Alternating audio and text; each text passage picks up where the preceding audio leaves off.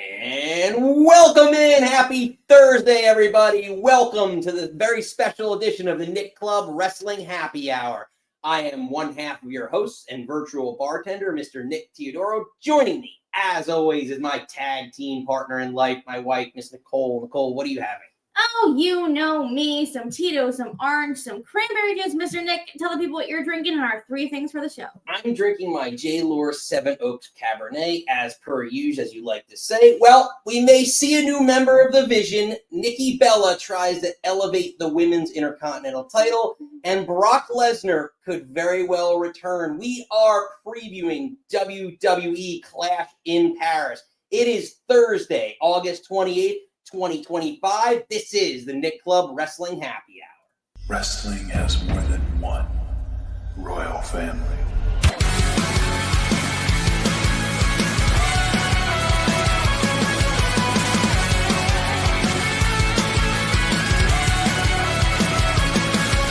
My baby want a Birkin. She's been telling me all night long. Gasoline and groceries. The list goes on and on. This 9 to 5 ain't working.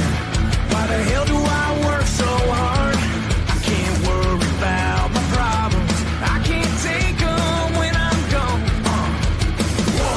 1, here comes the 2 to the 3 to the 4. Tell him bring another round when he's let it go. 2 stepping on the table, she don't need a dance floor.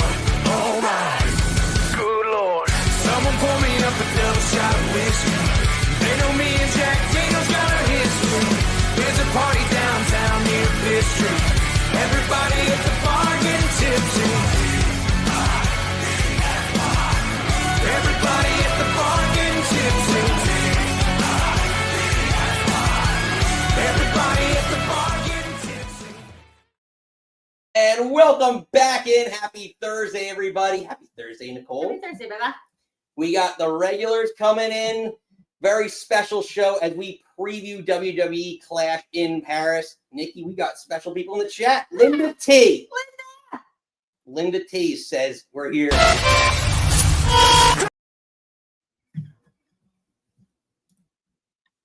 She's here. That's not what you're going to do, and I love it. Oh, God. Okay. She made it. I love it. Technology didn't stop her this time. Stop me now.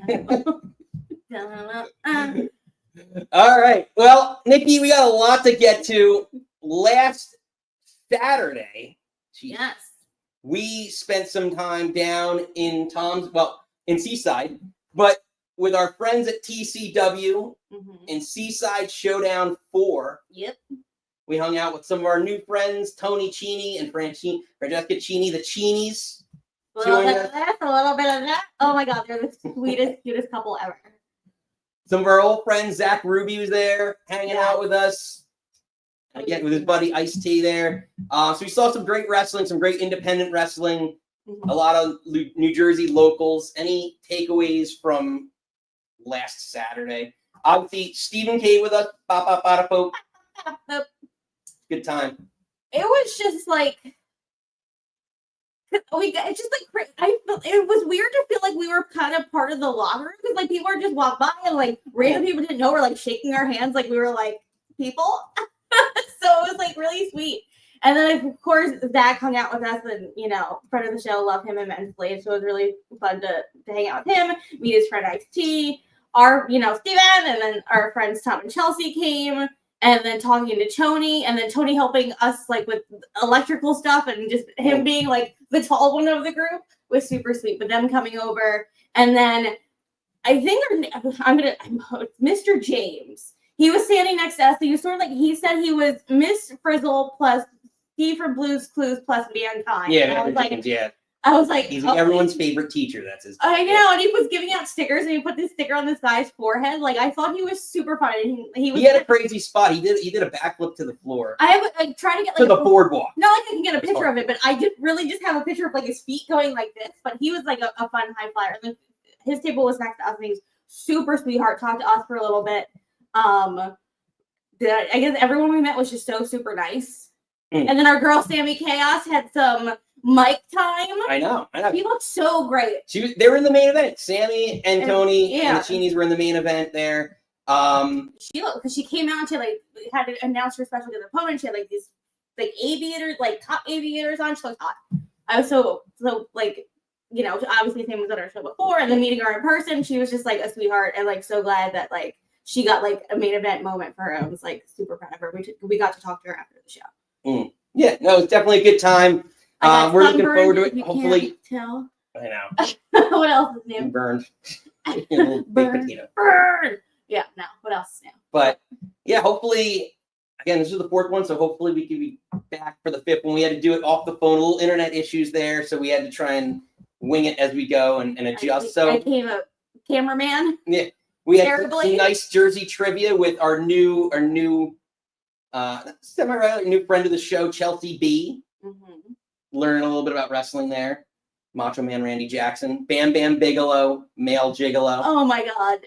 Because Nico just showed her names, and then she read Bam Bam Bigelow and thought Male Gigolo. And then after I showed her a picture of what Bam Bam looks like, and the shock and awe of her face of seeing what Bam Bam looks like in real life was pretty funny. I know. I have to go back and cut it. I know. We have too much going on this week that we really haven't cut up the stuff from Seaside, but we'll definitely probably the next few weeks before we go to Tom's River that Nick will have new stuff. But it was a super fun time. Again, support local wrestling, the Cheenies. Tony, we love you. It was a lot of fun. Yeah, and we're actually looking at going back and setting up something for September as well with TCW. I don't know. I'm assuming I can talk with Tony and see. I'm assuming he'll be on the card there. He's got that feud going with Donovan for the middleweight championship, so we'll see how it ends up. But yeah, definitely a great time on that front. And that, kind of led us into a little bit of, we'll just touch briefly. This show is going to be very much geared towards WWE Clash in Paris, but because we didn't have any shows in between our Saturday preview of, or a Friday preview of Forbidden Door and what actually happened. So just kind of any takeaways or AEW takeaways for this week. For me, BRODIDO winning the tag team titles is, I called it. I'm not gonna lie, I'm not gonna brag. But I wasn't perfect. I'm the first one to be perfect. Bullshit. I think here, bullshit. I gotta jump. No. You're not the first one to go. Whatever. But no, I mean, I think you might have been 5-0. I don't know about 9-0. Tony Khan has 4 matches. That makes it harder to do. It makes it harder to do. It's pretty impressive. Oh God, you're annoying. It's pretty impressive. But again, I said I would be happy if BRODIDO won. I think I love. I'm better than you, and you know it. And he lost. So what? Well, yeah, didn't matter. I still won. I picked that he would lose too. So 9-0. But again, BRODIDO winning the tag team titles. I thought that it was time for, oh my God. You picked them to win, but you don't know their names. Brody King. I just blanked on it. But I thought it was time for Brody King to get something for, again, he was over with the crowd, and I thought that was going to happen. So I knew that I knew he could get something, and the consolation prize seems to be the tag team titles. On that front. Also, Wardlow returned. So one of the most anticipated AEW returns, at least for the last year that we talked about potential main event talent. He returns and helps Okada win, joins the Don Callis family, and we get absolutely no follow-up on Dynamite. He stands next to Don Callis where he introduces Hechizero and then just looks impressed that Don Callis can say, "Oh, for Hechizero." I'm so upset. I love Wardlow. And when he had that squash match with MJF 1,000 years at this point. Steve said if you count the matches on Max, I won 16. Think of something now. And then your favorite, a squash burial. And then, the injury and his car getting broken into, and then injury again, and then he was off doing Gladiator, and it's just like he has such a look, and he's so good in the ring, and he's honestly, if you actually give him time, not bad on the mic. I know, like, I feel like Don Callis is just like collecting people now. Is he like the Tony Khan on TV that I'm just gonna take all my toys? Like, what do you do with Josh Alexander just in tag matches? And I'm just like, dude, something with Wardlow, and he's just gonna get lost in the shuffle of the Callis family, and it makes me sad. No, I know it's not gonna be. It's not gonna be great. Like, and then they're already teasing Takeshita and Okada feuding, which I thought was too soon. I was arguing with Reese about it on his show. I bet he's like, well, they've been technically together for like a month and a half, and I was like, like, what's a month and a half? If no one really remembers that they're really that together, because he was still kind of. But they kept doing the way to G1, so it's like they really were together. Yeah, and then also, what's his name? Okada was still with the Elite, kind of, sort of. That whole weird situation. So I don't know. Regardless, as we put a little bit of a bow in this, I know. Again, we'll see where things go. Hopefully, AEW takes a little bit of a pickup and step further in the time being, but we'll see. We'll see. But Nikki, favor. One more thing to get to before we start. Yes. The predictions. Everybody, pay attention. This is one of my favorite times. It is fantasy wrestling time on this show.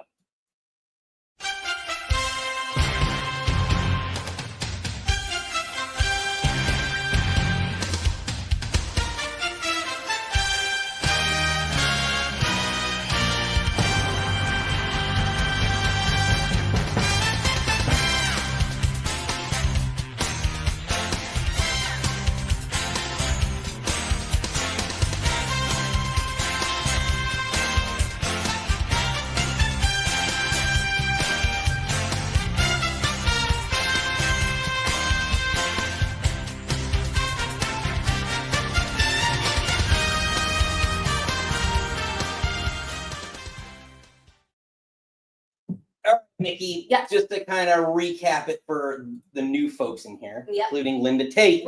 Linda Tate, who's just talking up a storm in the chat, just, as expected, just derailing everybody. So it's fantasy season, so we are doing fantasy wrestling. Here are the rules. Everybody, there we go. Each team drafts 5 faction members. Drafted, yeah. Yeah, but regardless. 5 faction members, 2 male singles wrestlers, 2 female singles wrestlers, and 1 tag team unit. They can only score as they had been drafted. So Alexa Bliss and Charlotte Flair were drafted together, can only score in matches together. Which is never going to happen. I'm so glad I picked them. Well, might be a bust. I think the whole team, except for Breaker's a bust, but go on. So the weekly lineup, each week, each faction sets 3 representatives to score for them. Your tag team always represents you, so you may not be getting that many points for your tag team. 1 male and 1 female, so you pick from the 2 of each that you've chosen, and then points are based off that performance. Their performance that week on Raw and SmackDown. A disqualification point, a win or loss, is 50 points in positive or negative direction. Pinfall win counts as 100. A submission win is 150. A knockout win would count for 200. Finishing moves count for 50 points. Table moves or moves through tables are 20 points. Steel chair shots 10, and other weapons are 10 points. Ooh, well, that's from last week. Sorry, that's from a little bit of a while ago. So just catching up everybody on the rules. So now, Nikki. This is the last week of our preseason, just like in the NFL. Our season will start, I want to say the 29th. But I will release the schedule just like the NFL. Here we go. Are you ready? Yes, I haven't seen this, as per usual. Your week 1 opponent, Nikki, is taking on Ed. Murdog is taking on Reese in the weekly steel chair. That's going to be an interesting one. Murdog is the heavy underdog, I would say, in this. Lisa and Joho The Joho group are taking on Steven. Ba-ba-ba-da-bo. And then I will be taking on Mikey and the BCP group. So, Nikki, I'm into this. let the games begin. I know it's a very crazy little interesting week one matchup. I know. Ed, watch out. Let the shit talking begin. Elisa's already started. Yeah, Lisa's already going. Love it. Lisa's are also commenting on the music choices. This seems to be a growing theme on the show. Yeah. But Nikki, just to kind of reiterate as we go into our last preseason week of just some scorers in this past week that, at least on Raw and SmackDown, that did pretty well. Your Braun Breaker would have got you a victory and a spear. Would have gotten you 150. The Street Profits for Mikey's group, hopefully they cool off just in time for a week one loss against me. They got another 150. They've gotten 300 points for him over the last 2 weeks. So Mike, That's a good. yeah, he got them in the second round. That was a good pick. When you pick an actual tag team. Yeah, the actual tag team that stays together. Well, adversely, Lisa and Joho's Motor City Machine Guns lost to Mellow Don't Miz, so that would have hurt them. Their unit. I know, but again, they lost. I'm just saying, this is what's so fun about it. Like, that could have, like, your kickers or defenses could have decided the match this week, so you just never know. Poor Mellow. So, yeah, it was an interesting one scoring this week. So, Nikki, Yes. moving along, let's get into it. We are here for Clash in Paris. Howdy. We're going to Paris, kids. Mm-hmm. Oui. That's all the only. I just That's think the extent. you probably don't have a drop for this, but you should have. My 90s kids, of all that, and Keenan Thompson as Cargo. No. Why didn't you think of this? Why didn't For the two production meetings. you I could gave also one. talk to me? You know, it's not like we live together or anything. Also, happy 5 years, babe. 5 years we closed on this house, which is insane. Cheers for 5 years. 5 years, no murders. I love you. That's cool. Oh, screw. We tried to get another camera working for the show. Oh God, it looked terrible. Oh, Linda thinks I love you guys. Love you, Linda. Thank you. But yeah, in 5 years. Should I give her the I love you back? I didn't drop it yet. Yeah, no, you can't. You have to keep it. That's fine. Yeah.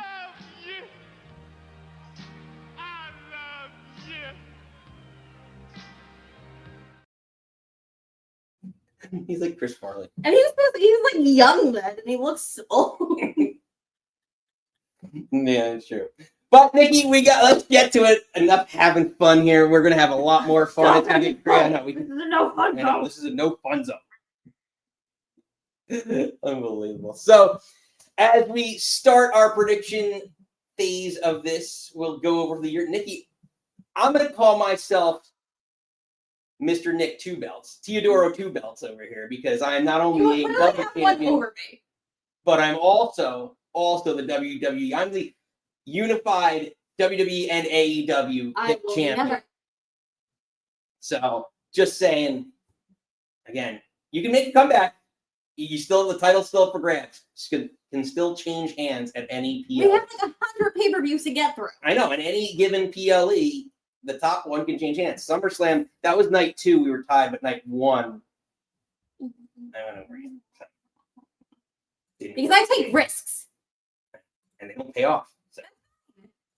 I'm passionate. I pick with my heart. I love to argue with you, and that's why we're here. That's why I picked Swerve. We knew Swerve wasn't going to win, but I was like, we have to disagree on something, and I love to argue with you, so here we are. Well, I just want to win. Yeah. Well, I'm here to make it weird. All right, well, let's kick it off. If you don't know about the matches, like Linda T probably doesn't, let's catch you up. Clash in Paris.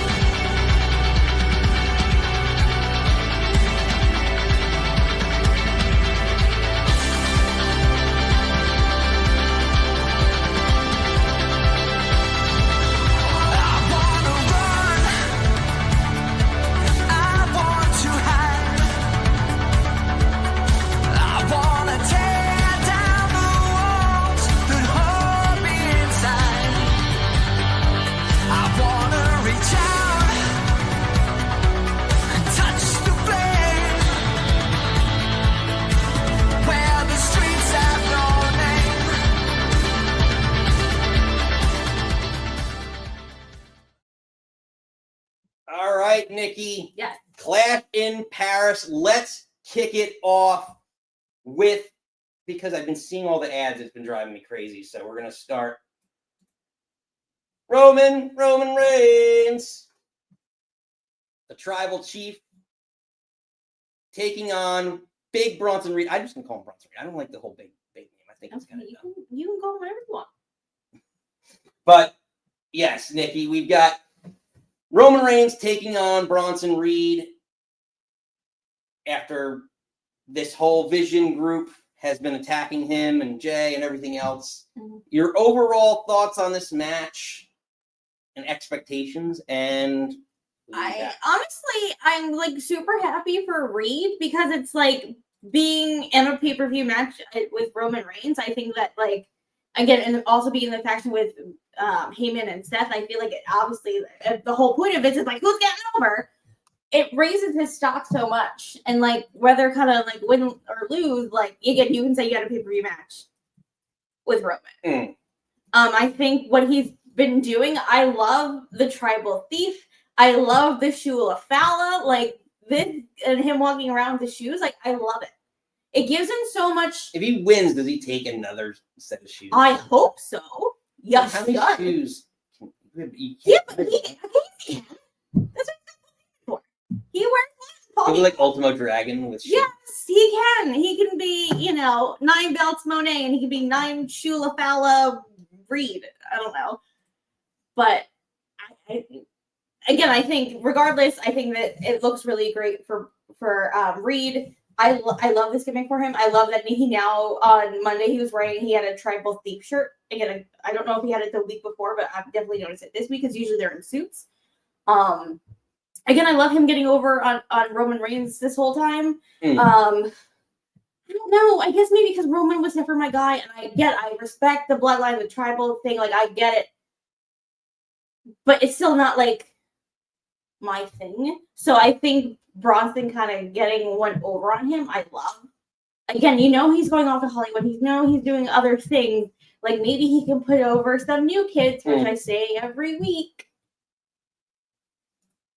Yeah. What does beating Reed do for Roman? Is it a stepping stone to Seth? Does he actually need a stepping stone to get to Seth? Or is he Roman Reigns and Seth Rollins built in storyline for the past 12 years?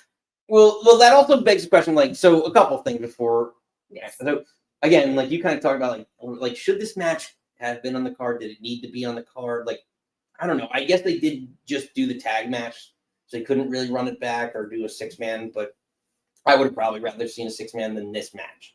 Like, should this match have actually been on the card? I don't, like, do you really, like, I get it, we're trying to elevate Bronson Reed as well in this. Well, but that's me being optimistic, put something over, but apparently weren't selling tickets too great. So you chuck some Roman Reigns in there, they're hoping again tickets. That's true. I mean, yeah, you just throw the Roman name. Yeah. True. The other question is, I'm just kind of, because presumably if we're gonna go with Bronson Reed potentially winning, because I think you and I are pretty aligned here, with Roman going out to film Street Fighter. I see the same thing. Okay. So my question then is, how many Tsunamis does Bronson Reed hit? 5.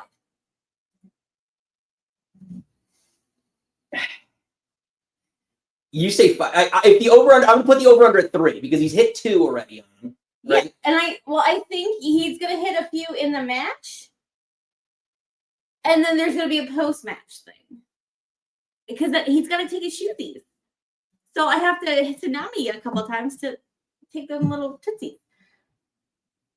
So you're saying 5 total on the night? I would say He 5. hit Rollins with 6. Yes, but So he's got to hit Roman with 6 no, because Roman's gonna.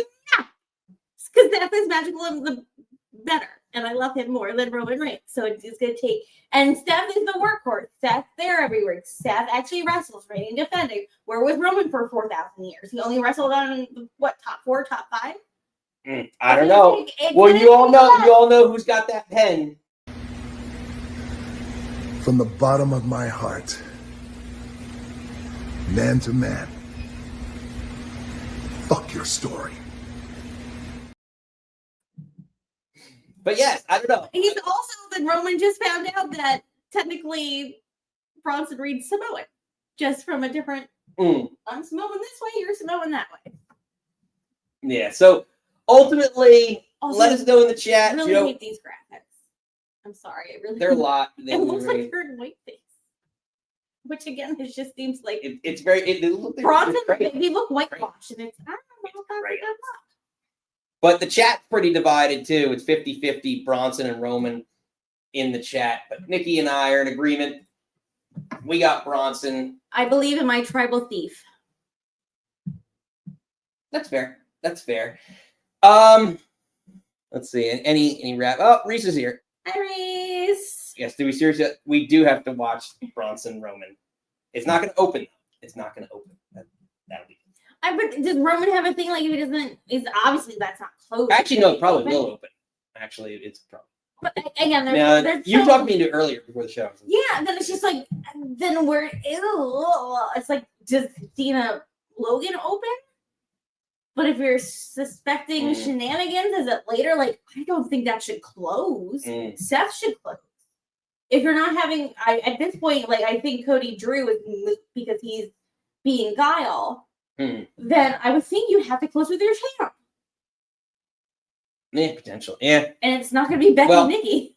Well, we'll get to it. As people are coming in, we got a bunch of new people coming in the chat. Thank you for joining us. Smash the old like and subscribe to the channel. It goes a long way. But yeah, we shall see moving forward what ends up happening. But we're in agreement there with Bronson, at least Nikki and I. I know. And you literally, I was at work this morning. You texted me. You're like, text me your picks. And I texted you. And then you texted yours back to me. So I gave you yours. That sounded terrible. But yes. So again, we don't pick these together. We just wing it. So, all right, Nikki, moving along. We usually open with them, but we're gonna move to the ladies, which I'm really I'll be perfectly honest. This match I was not excited for 3 weeks ago, and doing the packages in like the last 2 weeks has really hyped me up into the territory of this might be the match I'm looking forward to the most on the card. It may really be. But if you missed it, let's catch you up on some of the highlights of how we got here. Me and my hot husband are the greatest wrestling couple of all time.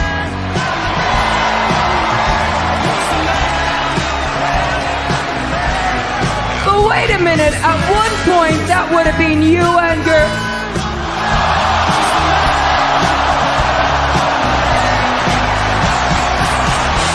Oh wait, you can't see him anymore. Well, let me tell you something you don't have, and that's class. You're cheap. You're cheap. You might be a champion, but you're another C word. And that's a coward. That is way worse than the other C word I thought you were going to say.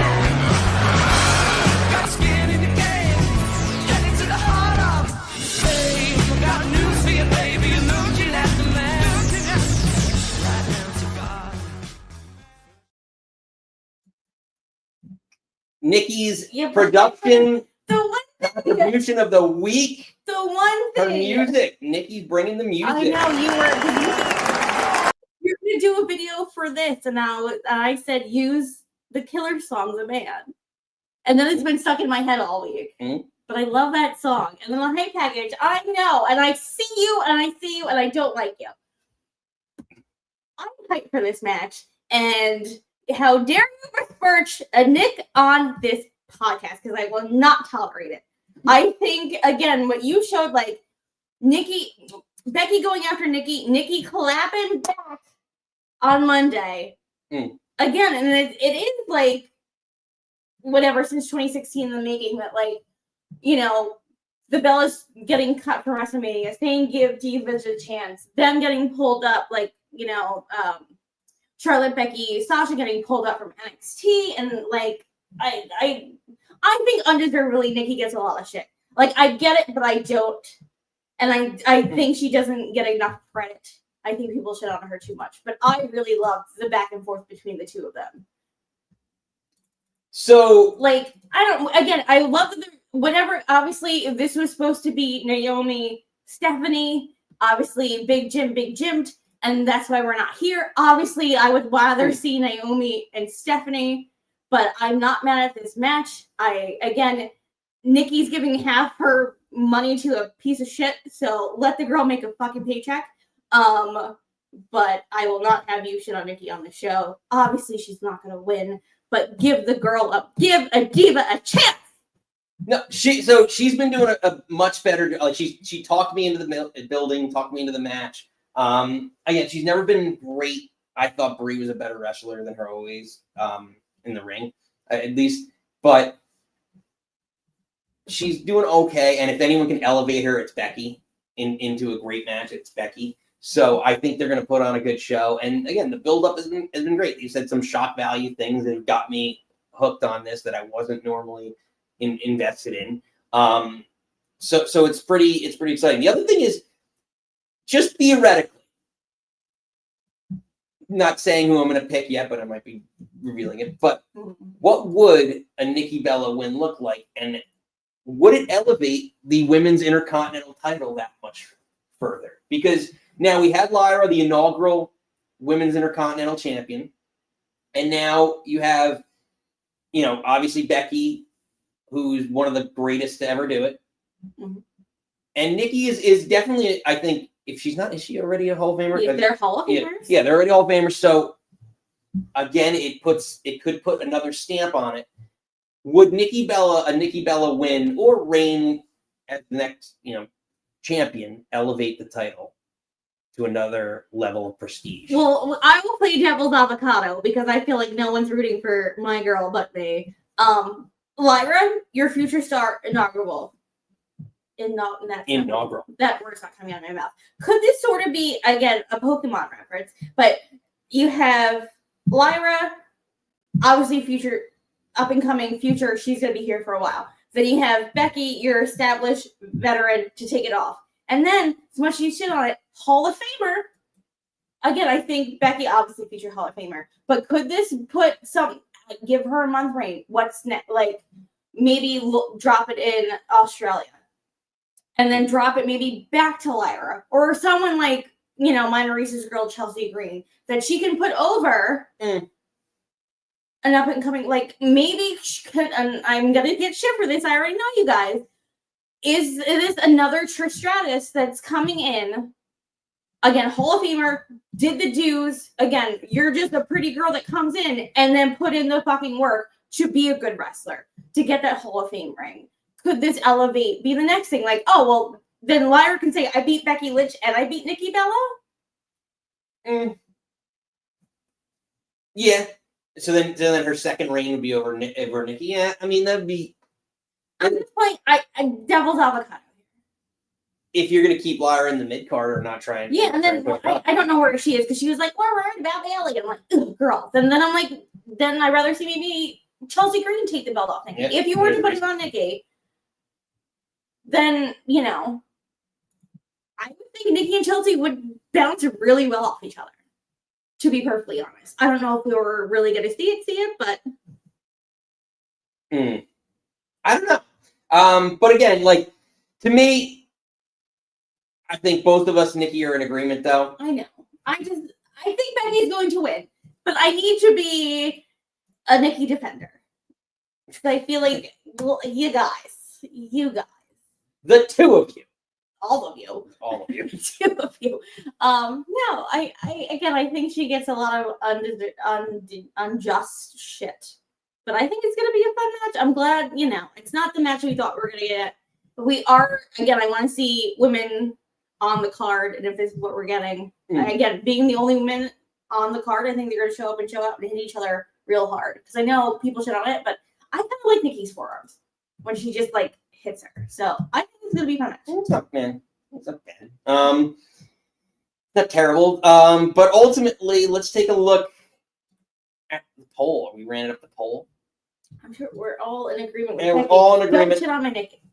Becky Lynch is going to be retaining. Nobody's got. Yes, I know. So from one match that maybe got put on the card last minute, but we're very excited for, and it's got built up to a match that we're not really so sure about why it is on the card to begin with. But Sheamus and Rusev are going into their fourth battle, and it's going to be a good old Donnybrook match. Donnybrook? Donnybrook. Yeah, I said right. Said it right the first time. So they had a promo package on Raw. I'll catch you all up on it. There's nothing more that I'll love to do than encourage you, Sheamus. Clash of Paris. Match of your choice in an arena packed with people like you. Cowards. You've picked your own poison, my friend. So my conscience is clear of what I'm about to do. Because I finally realized it's impossible to be good. When you're destined to be great. Yeah! Truth is, you've won back my respect. But don't forget, I was the one who had to drag it out of you. So this Sunday, I want you to bring your A game. I want you to bring your haste. I want you to bring your aggression. I want you to try and rip me bleeding the head off. I want the old Rusev back, because don't forget, I made you relevant again!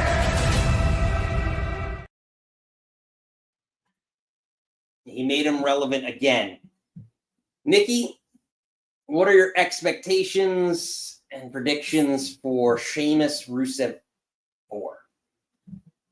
So we always kind of say, like, with Triple H and Shawn Michaels, as you being really good friends, you're going to hit your friend harder than you usually do. Like, I wanted to say Karrion Kross, Killer Kross, Kevin kind of alluded to that in our conversation when he was talking about him and Drew McIntyre. Sheamus and Rusev are actually very, very good friends outside of this, or, you know, in non-kayfabe, in Nikki's non-kayfabe news.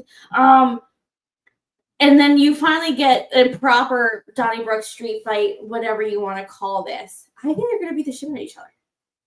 I really do. I want this to be, again, I know we can sort of kind of poo-poo on AEW. You do it too much. It's too much blood, but like WWE doesn't really, unless you're Cody Rhodes. No, I want proper bloodshed in this match. I want this to be direct. So, no, it's going to be, was it meaty men slapping meaty men? Is that big meaty men slapping big meaty men? Yeah, big meaty men slapping big. Shut up! Big meaty men slapping big meaty meat. Yeah. It's going to be a very hard hitting. I think it's going to be hard to take. Yeah, it's going to be banger after banger after banger. But yeah, that's kind of. I just wonder, is this the blow off to the feud? Because it probably has to be, right? Like you mentioned, you thought they might join up and do those. I know, because I think everyone's saying that is it going to be a bar thing. I hope not. Again, like I think Sheamus can take a loss here. Not that like Rusev is some young up and comer that needs to rub, that needs to get one over on Sheamus, but like I don't know. I want to see Rusev do much more, and I feel like we've seen Sheamus do all the things already. Obviously, besides the ice. Reese is agreeing with you that he thinks it's going to be a bar 2.0 situation. Sheamus thinks that Sheamus is there just to put his buddy over. Yeah, they're like really good friends in real life. So it's like, I don't know. Does Sheamus really need this? No, I think Rusev kind of needs the momentum, because honestly, I feel like in that promo package that you kind of cut up, I feel like Sheamus kind of won that promo package. So I need Rusev to come out and just like beat the tar out of him. I think Sheamus is going to win every promo pack because he's just a better talker than Rusev is in general. But to me, I don't know. I think they're close enough to Ireland that I think the pop of Sheamus, I've been surprised How enough. dare you? I honestly think we're going to disagree on this one, Nikki. I'm going Sheamus. I think Sheamus is winning, and we're going to see a bro kick. I guess I can only pick one Irishman of pay-per-view. But I think Rusev sort of needs this more. And again, like, it's also, I know Steven kind of upped the chat. He said, like, Euro wrestler is going to get Euro pops. And I think the two of them are going to get a big pop. Like, can we not go back? Do you not remember Rusev Day and Aiden English coming out? Obviously, I know he's in TNA, but, like, he was so over, and Vince was so stupid and stuck in his bullshit to not put over Rusev, to not make that, because that was so big. That was so big. How many times we were like, oh, on Rusev Day? Like, and we went down this detour with AEW that I really, again, is early. I don't know. I just feel like, give me Rusev Bujia, Rusev Bachka. That's what I want. Rusev Crush. I know some Bulgarian. I did it in Bulgarian high school. I'm going to give you a Rusev loss on Sunday. Which, by the way, we are back here, very special time, Monday at noon, 12 o'clock Eastern time, Labor Day, because we're going to recap WWE Clash in Paris, because that has a special start time of 1 p.m. on Sunday Eastern time. So we'll be back doing that and then previewing Monday Night Raw. Exactly. Seems like I remember a lot of it. I'm sure you do. Is there some weird foot behind her too? Oh, man. You people with this beat. We were all looking at Liv Morgan's butt, and Steven pointed out the weird foot behind her. Yeah. So, not on it, Steven. Yeah, that was on you. That one's on you, Steve. You opened up that can of worms. Steven, I love you immensely. You know this. But regardless, let's move on. So, Nikki, we're getting to the two main events. We'll start with the Fatal 4-Way match where Seth freaking Rollins is going to defend the World Heavyweight title against main event Jey Uso, L.A. Knight, Yeah. and CM Punk. Let's catch you up on how we got here.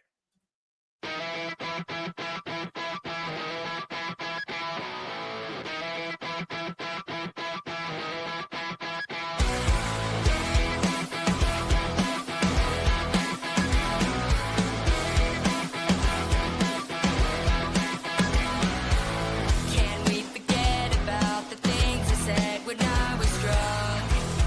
I didn't need to call you that.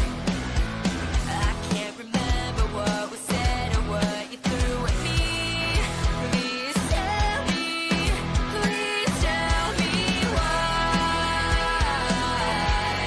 My car is in the front yard and I'm sleeping with my clothes on. I came in through the window last night and you're gone.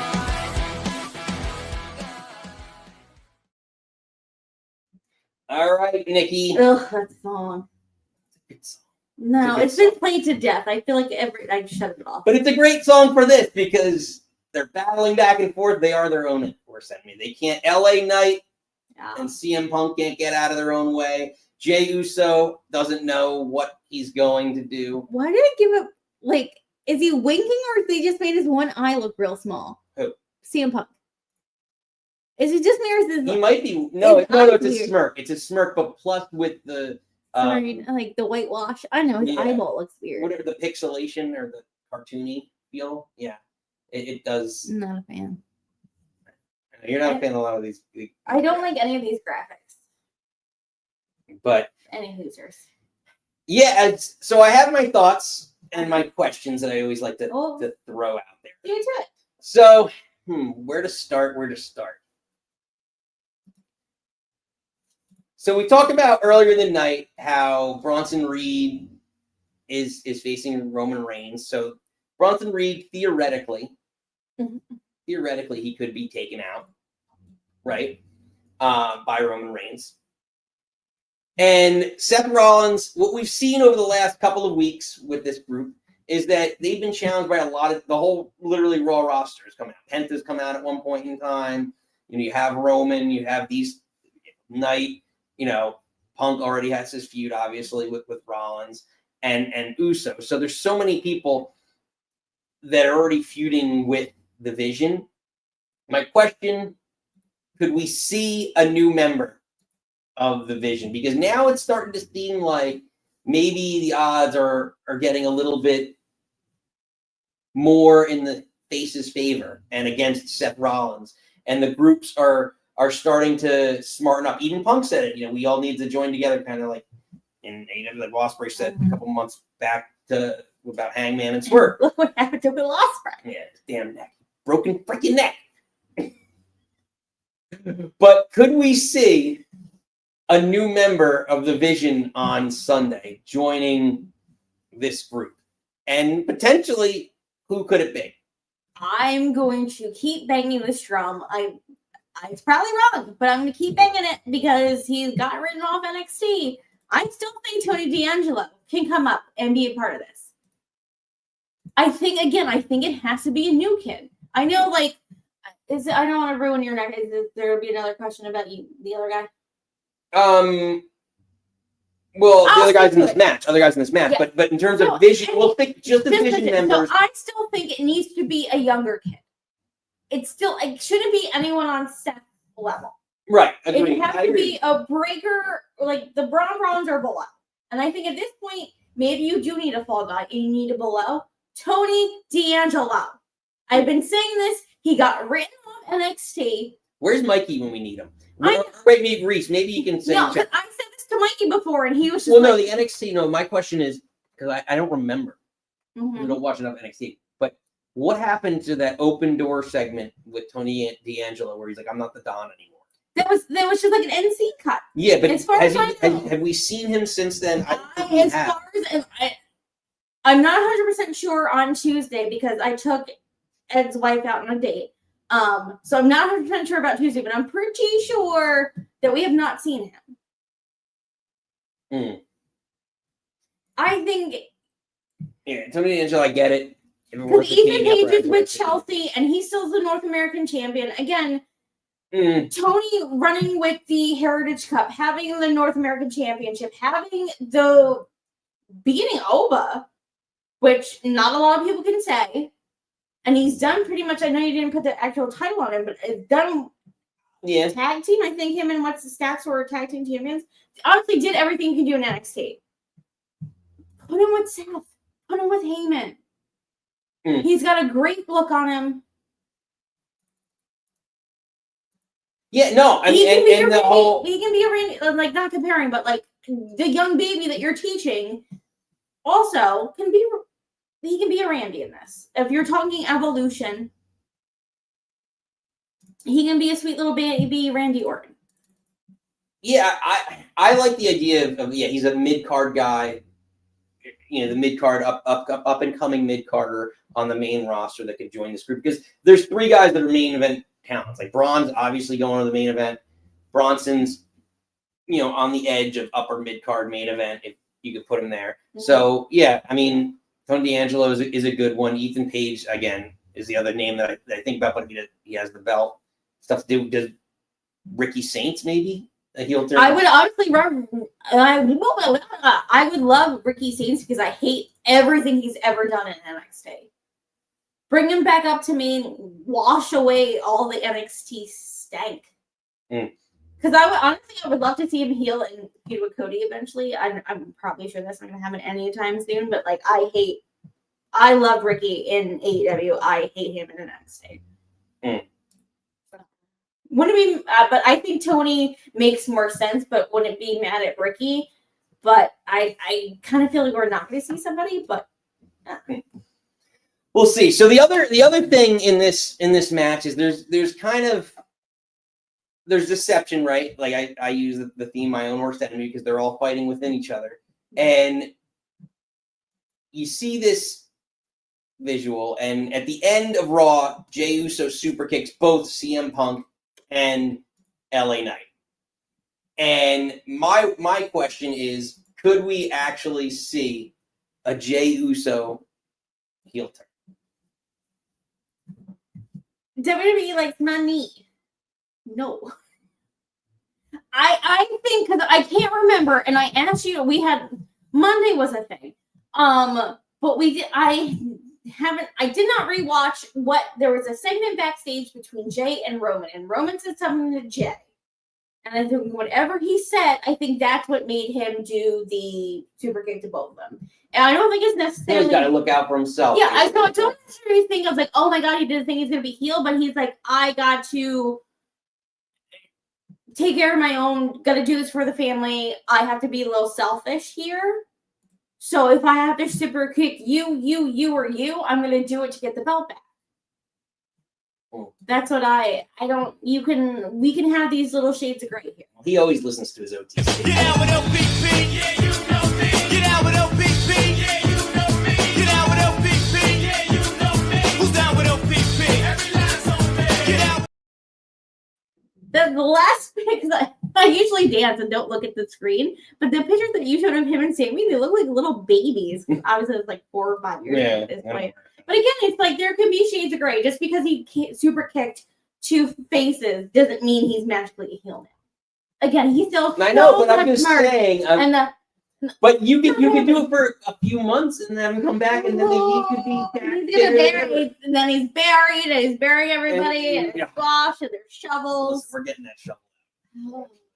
But I don't know. I throw it out there. Could he turn heel? No. Just that I don't at this point. No. What about the other person in this match that's been kind of douchey? Has been LA Knight. What about LA Knight? That sort of is. He's one of those people that also lives in the in between. Do I think he's an up and up baby face? No. I don't think he's straight heely either. But he does all the Slim Jim commercials, so do you consider him a face then? I mean, I don't think it really matters if you're face again, maybe just like Karrion Kross was saying to us last night on the show. He's just like, you can be a heel on TV and a nice guy off of TV, which we'll share a couple cut-ups of that at the end of the hour, maybe 1 or 2. I'll throw it out to the crowd here, to the listeners, of which cut-up you want to hear. We have a few going. One is him discussing Batman. One of them and his character. One of them is him and Scarlett. Nikki's question. He did Randy Macho Man. Yeah, so we got a couple cut-ups. So if you want to hear some of that, but if you want to hear the full thing, the full interview, it is on the site now. It is on our page, so on our YouTube channel. On this YouTube channel, so make sure you check that out at Nick Teodoro. But Nick Club Wrestling Happy Hour in the description there, in the interview section. But yes, Nikki, could LA Knight turn heel? I don't know. I think it's. I think maybe if you don't want to see Jey Uso turn heel because financially, just like Steven, I think maybe it could be time to make that move with LA Knight. Is that going to move the needle anywhere? No. I think so. I think it gives me more of an upside. I don't think so at all. No? No. I don't think him. Who is he turning heel on? Because he hates the same thing. He started to hate Punk, so he and now everyone's screwing him over because he should be world champion. People get jealous because they should be the world champion. Drew McIntyre's whole thing was that he's been screwed out of the title how many times by Punk and all these other people. And Priest. It's the same idea. It's actually the same story. So don't tell me it's not. No, I am telling you it's not. Because again, it could be the same story. At least I could write it the same way. I'm sorry. Someone hitting Punk doesn't turn you, I think, maybe even more of a babyface than a heel. I think him and Punk have been hitting each other. That is not going to turn LA Knight heel or face. He's also, if he hits Jey, does it make him heel? Like, it needs to be a more shocking thing for LA Knight to do than give a BFT to somebody. Well, I know I'm stirring up the hornet's nest here. Reese saying LA Knight would definitely be taking the pin and throwing a fit, but not a heel turn. He was a good heel in TNA at the time. So he's getting buried. We're burying him. Just kidding. I'm just kidding. I just said that just Everyone just to likes trigger his everybody. turn. But Joho does agree that maybe a heel turn would be good for LA Knight. It would resurrect his career, and he doesn't remain buried. Yeah, I'm just saying, like him doing a BFT to Punk or Jay is not going to make me like, oh my god, he turned heel, he's crazy now. Like, I just think I think there's some money there to be made with LA Knight as a heel. And then even some of his stumbles that you hate on that we don't, you know, when he goes back and forth, he can play off of that. It kind of helps you a little bit. With a heel, it's a little bit more in tune to the character, you know. So I don't know, but ultimately, let us know who we got. The poll is up. If you want to write in the chat, you can do that as well. Yes, Joe, I'm not reading it. But right now, as the poll stands, 67% got Seth Rollins versus the 33%. Someone's got Punk. I think that was Joe who really likes Punk. well, do you want to say who we're picking? Yes, as we move along, Nikki, who you got? You know, I'm picking my man, Seth Rollins. I'm agreeing with you here. Look at that's such a good photo of him. He's so hot. It's without the belt. I just am picking my hot husband. You're my hot husband, but he's also hot. Yeah, I'm here. Right. But I don't want to hear it. I do not want to hear it. We can appreciate. Cut it out. Get out of here. Unbelievable. You made me drop my flip flop. But yes, Nikki, we both have Seth freaking Rollins retaining here. I think the dissension between the other three contenders. I'm sorry. It's not a big enough pay-per-view for Seth to drop the belt. Which, again, leads me to believe that there could be a new member to the group division, because a lot of the PLEs, there's names on the PLE, but there's not major storylines that are really coming to culmination there. So to me, so it's like name matches, which AEW does name matches where it's just like, you know, Okada versus Ospreay, and you know the names, and like we don't. It's just the great wrestlers. WWE does the storyline build up, and like. Can we rewind back? Because it was two. Again, Reese, I know you'll correct me if I'm wrong. It was two Clash at the Castle, right? Or Wales and Scotland? Scotland, Wales. Again, geography, Reese, I'm sorry, you know I love you immensely. But the Drew got screwed twice because someone debuted. Can they keep that momentum of someone getting screwed because someone debuted? Like, I don't think this would be a title change, but if you need a big, oh my god, not necessarily think Tony would be an oh my god, but could someone come up to help Seth that would be an oh my god? If you know what I mean. Yeah, exactly. Reese got an interesting thing. If you add to the faction, Heyman's got to go. It doesn't fit. I don't think Heyman's got to go because you still have him as the vocal workhorse for everybody, putting everybody over. His credibility puts everybody else over. And no, Seth needs Heyman right now. So I don't know. I mean, I don't know that Seth needs Heyman, but like it makes sense for the storyline. He was like the friend, the advocate, the wise man. Now he's the oracle. Like I think. Yeah, it just he just brings such credibility, and we have talked about when the group implodes and Breaker goes off on his own, and Heyman's gonna go with Breaker. Like Paul Heyman's sort of the underlying thread, right. I don't want to say silver lining, but like the underlying waves that ties everybody together.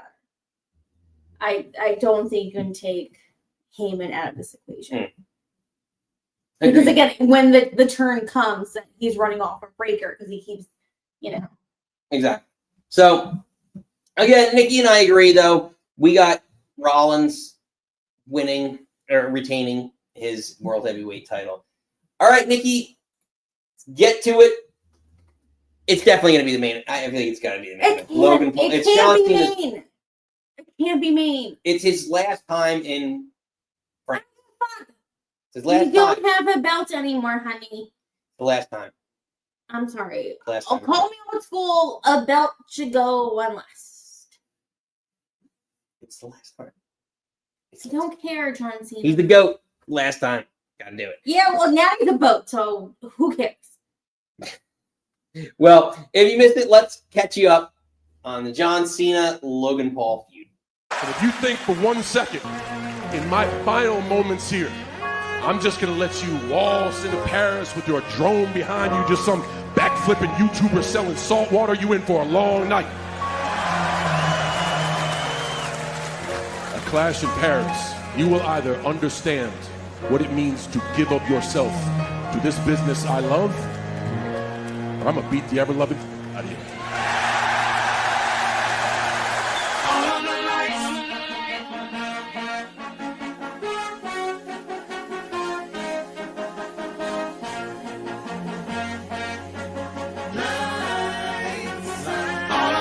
Turn up the lights in here, baby.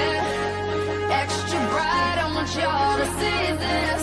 Turn up the lights in here, baby. You know what I need. Want you to see everything. Want you to see all of the lights. Shooting stars. We finished it like Abacan. Nikki finishes the lyrics like I know, like the and fans do. there is a problematic Like person in rebellion that is. song, but I love that song. So, Nikki, John Cena Let's go, Cena. Cena sucks. and Logan Paul. Logan sucks. What are your expectations for this match? Now that we have face Cena back and he's not trying to ruin wrestling, he can actually flip and wrestle again. I think that this is going to be good. Again, as much as I think we can all hold hands and say we don't like Logan Paul as the person, in a ring, he can hold his own. He is very good, and I hate like all the pay-per-views. He is my big Nick Energy moment of all the things. Mm. And if Cena can Cena, I think I'm hoping this is going to be better than I want it to be. That is my hopes and dreams. Because again, I really like the match between Cody and Cena. Well, because even the like even as they do the promo, like the FU or the attitude adjustment, whatever you call it, like he struggled to do that for a second. I was like, oh gosh, it's a little sloppy. But like Logan is a legit athlete, a phenomenal athlete, one of the top tier athletes in WWE, I would say. So I'm expecting him to be able to do a lot more and carry. And like some of the spots too that he does will carry the matches too. He'll be able to do maybe something like through a table, like a frog splash to the outside. That'll take up some time, and we'll say, "Oh," and it'll be a big Nick Energy moment, and you know that'll take up some time and make the match a little bit more epic. So I think it'll carry it along because Cena's never been a great wrestler or technician, but I'm curious to see what kind of story that they're gonna tell. Like, is this gonna be more of like battling all around the arena, or just a straight in the ring type match? I think it'd be more of a not like a street fight, but like Is like the less ref, than a street fight, but like in between. does like, the ref give the lead? Because it's always like ref's discretion. Is it like Sean Pat that's going to let them go a little loosey-goosey? Or Eyebrows that gives them a little loosey-goosey on it? Yeah, like they battle outside for like 20 minutes. Yeah, and they get like a 10. They're counting 10, but it's really not a 10. And they're like, you know, and Corey Graves like, ref's discretion, blah, blah, blah. Exactly. Like it's just all right. They're gonna let them go and just keep battling around. Like you know, he'll throw like that's like the Cody Rhodes thing where you're suplexing him on the grates and stuff like that. It's like, Yeah, all but right. that was a street fight. That was a street fight. No, I think they'll give. I think the ref will give them leeway. I think there will be some outside spots. There's probably gonna be like a throw you into the chair spot and bang your head on the chair spot, and some announce tables going down. So there is. So we talked about this event being. I don't want to say underwhelming. Just like there's matches on here that we're not so sure that they're PLE worthy. Does it feel house showy?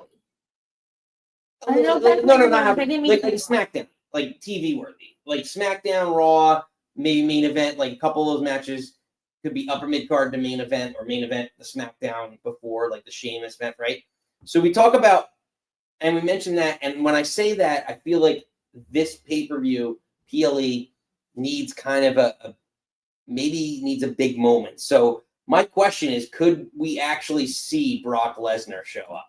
I know everyone's throwing it. Sorry, baby, go. Oh no, we talked about it. The ending of SmackDown last week was basically as Logan Paul knocks out John Cena. He's like, I've heard from Brock Lesnar. So Nick Aldis was trying to talk to John Cena, saying, "I heard from Brock Lesnar," and then Logan came with the fly. Well, depending on which version you got to see, yeah, him flying in. Right. So, and in the storyline that I am seeing play out is Brock Lesnar is a hired mercenary, and I also think Logan Paul is part of this group, this new, what do we want to call it, corporation potentially that could be formed from the final boss, The Rock. So there's two options. So first off, don't punch the wall. I get excited. Punch anymore. But you know, I'm just very, very excited. But could Brock Lesnar be the mercenary to this, and could he show up? And then the other faction of his, could we see The Rock? Hated it. Like, do you think The Rock shows up? I mean, this is an overseas PLE that doesn't necessarily have. I mean, it's got some stars. You got Roman on it. It doesn't have Cody. Yeah, but you can't advertise him. Right, but you don't really advertise The Rock. Yeah, then how is he supposed to be there to get butts and seats if you're not advertising him? It's a surprise. It's shock value. Oh, but you're buying a seat to hope The Rock shows up? That seems a little banana pants. No, I don't think it's true. I don't think they're gonna. I just think The Rock shows up. We're not talking. If it's a surprise, you're not selling seats with it. You're selling the next stage. So when I say does The Rock show up, it's to the end of the PLE because of what Cena's promo was about everyone leaving him with Travis Scott and The Rock and everything else. So to me, I could see The Rock showing up and furthering that storyline that he's had with John Cena for the last, what is it now? 6 months? 4 months? No, March. Yeah. So 3, 4, 5, 6. Yeah, five and a half months ish. So it could just keep furthering that storyline. And as we wind down the last dates of John Cena's career, one of the feuds, if we're going to be given, because let's be honest, we're getting it. Whether you like it or not, you're getting Lesnar Cena. You could also see Cena Rock one more time, third in a lifetime. And No, thank you. I don't see any of these matches. But it's very feasible because it's one of the most if you're telling me that Brock Lesnar is one of the most notable feuds of if that's how WWE's the creative staff believes that Brock Lesnar is one of the most notable John Cena feuds aside from Randy Orton and CM Punk, which we've already done those matches. What's left in the biggest feuds that he's done? The Rock is if The Rock does one more match, that's a big money match. I don't care. There's no pay-per-views for that to happen. Put over some young babies at this point. Survivor Series, you can't do Is he on that card? Isn't he like a certain limited of whatever? Yeah, I'm sure Survivor Series is one of his. Someone posted it. I don't know I'm if it sure was in Survivor Discord Series or is our group chat or someone posted You something. can't have the Big Four not be one of your last dates. Yeah, I agree. I'd rather see AJ Cena again than AJ Rock beat up John Cena. Yeah, well, that'd be a good one too. But again, I don't think. No, WWE might use it because he's a great worker, but I don't think I'd rather have someone that believes in a flat Earth than what Brock Lesnar It's it's That's fair. But yeah, I don't know. Losers. Who you picking, babe? So for this, I'm going John Cena. I'm in a little controversial. Going Logan Paul. I would think if people are thinking, man, I did it wrong. I think if Brock does. Oh wait, sorry, I didn't do John Cena. I did Logan Paul. That confused me because you told me you were I picking Logan. meant to say and Logan I Paul. thought I was going to be the devil avocado to pick Logan Paul. Yeah, But didn't drink that. if he was to, if someone's again saying there's not enough going on, and someone was to come out interrupting this match, I think they would come up and beat up John Cena, and then Logan worms and then gets the. I got thrown off by the chat. I was reading the chat, and I let them throw off my pick. So the chat 100% right now, John Cena, and Nikki and I are going to go in agreement against the chat. I think it's more noteworthy, buzzworthy, more people talking. He can't just lose to Cody Rhodes. And then we don't know who his final match is going to be. Again, I think I would love it to be him and Gunther at Saturday night's main event. I don't know where Gunther will be with the whatever he with his nose septum areas. But not necessarily putting Logan Paul over. I think it's for Logan. Maybe it is. I don't know. I don't know terms anymore because you use barrel like it's a thing. That it would give him, I guess, putting him over more. That like, oh, he beat up John Cena. Like, I guess maybe I'm thinking of the Kurt Angle thing. Like, his last match was with Baron Corbin.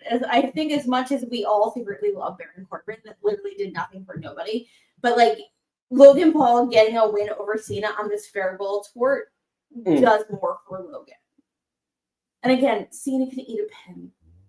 He can eat all the pins from now till December. The Reese is saying if Logan wins, Brock's there.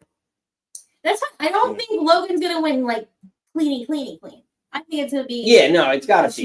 Yeah, I agree. I think ultimately, Logan gets a victory here because of the fact that Cena, it does nothing for Cena to get this victory over Logan Paul.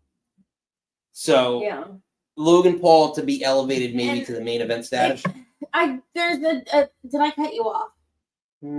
Sort of, but no, it's okay. No, please. No, I lost my train. Okay. No, it makes me. There's this Mitchell of me that gets worried because he, again, how Cena does, babyface Cena eviscerates his opponent, and I feel like looking at Logan's eyes, I feel like he seemed a little like, and like I'm worried about how, looking back to Mania 39, that when Cena went after Austin Theory, even though Austin Theory won, he's like, even if you beat me, even if you beat me, it does nothing for you. And it didn't. So I would hope if Logan were to beat Cena, it does something. He has to, this is your final thing. Please put your rub, your scent, your girth, your girth, but give something that like, he destroyed. I honestly kind of really feel bad for Austin Theory. But he literally had a WrestleMania match with John Cena and it did nothing fucking for him. So I'm hoping in this last 4 months that we get, I'll move on. That's. I can keep going. I'm sorry. I didn't mean to cut you off. No. It's girth. You threw up girth. I did say girth. But Nikki, we'll put a bow on it. So we agree on 4 of the 5 matches. The big difference is going to be Sheamus and Rusev. As of tonight, if they add any matches as of Friday, which there's rumor that Drew and Randy might be added, but these are the 5 that we're gonna count towards our. I just say, I think I think you're really into Irish people, and that's why you picked Sheamus. That I've turned you into someone that's really just loves Irish people. You could say that, or you could just say, I want to win. Because look at that. That's championship record there. I just want to think keep I my just turned championship. you on to Irish people, but okay. I just want to be Sorry, I'm able not a ginger. Acknowledge me! just acknowledge me. All right, Nikki, it's about that time. It's over that time. I know it's over that time. We're a little over time there. I know we got a little bit. I have to run upstairs and watch wrestling. Again, I'm sorry. I know we don't have anything to go to tonight. It's a fun Thursday night. Not much going on. Thirsty Thursday. So 2008 again. yes, we can. So before we get started, we could get to a clip of yesterday's fun interview with Karrion Kross. Want to take a little 2-minute little sneaky hiatus before we open up the phone lines here on that. Let's see, what options do we? Ooh, that's not, I keep thinking that looks like camera, but it's not. I don't like that they use icons downstream. Not as good. But Nikki, you got options. What do you think? Well, because can I be a little selfish here? Because I couldn't watch it when I asked my question because I was striving to pick up our fur baby from the vet our dog had surgery yesterday. He's recovering. He's passed out for the past 2 days, or day and a half. But if you can play that, because I don't know what he looks like when I talk to him. Your Scarlet? My Scarlet! Again, if you read the book, the meat. Oops. Hold on. Yeah. Is Miss Elizabeth? Yeah. Because her name's what? Yeah, hold on. I gotta pull us out here, but we'll play it here. This is Karrion Kross from our interview yesterday, talking about his relationship with Scarlett working. Pretty cool. A little Kevin growing up watching Macho Man, and Miss Elizabeth definitely did not see this one coming. He's pretty stoked about it. Very cool. It was all of it was so unforeseen and unexpected. I definitely was not ever thinking I was going to be meeting the future love of my life, especially wrestling.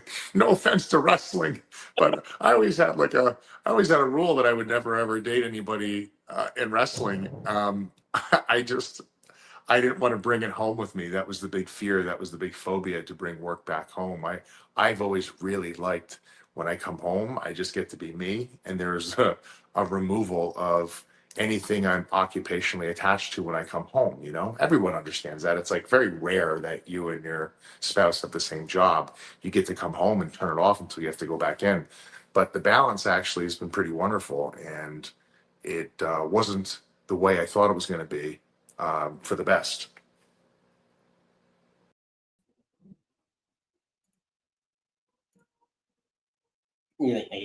No.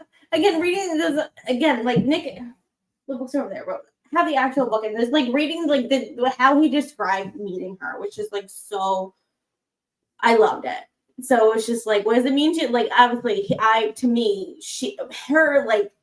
NXT entrance and later the actual WWE entrance of her coming out. I feel like he brought so much. So like, what did it mean to like him as a person? And then you didn't have him when he did the little Macho Man place. Well, it was in the beginning. So Scarlett's actual real name is Elizabeth. That's what my question was. Does it feel like you have your own Miss Elizabeth come out? It was just so sweet, and I wish I wasn't, driving to pick up our dog from surgery, but tis what it is. But again, go on our YouTube channel, catch the whole thing.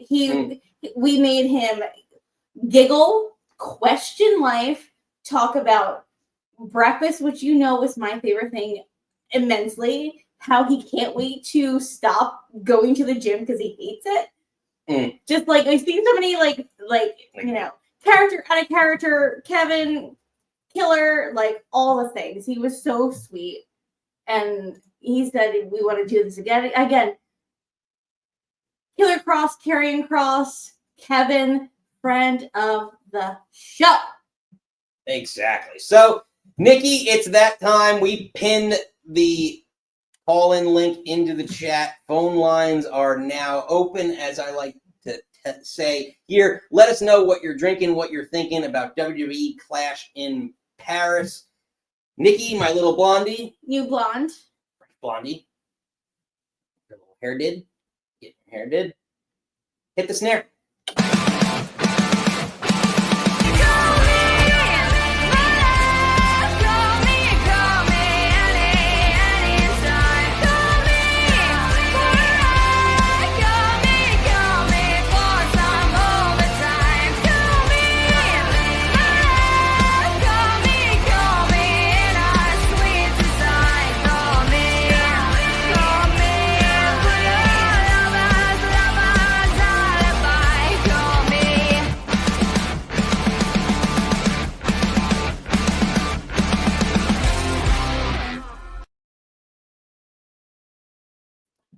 All right, Nikki, we got a regular on the line.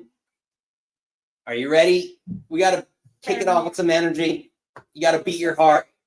Oh, oh, oh, Joe.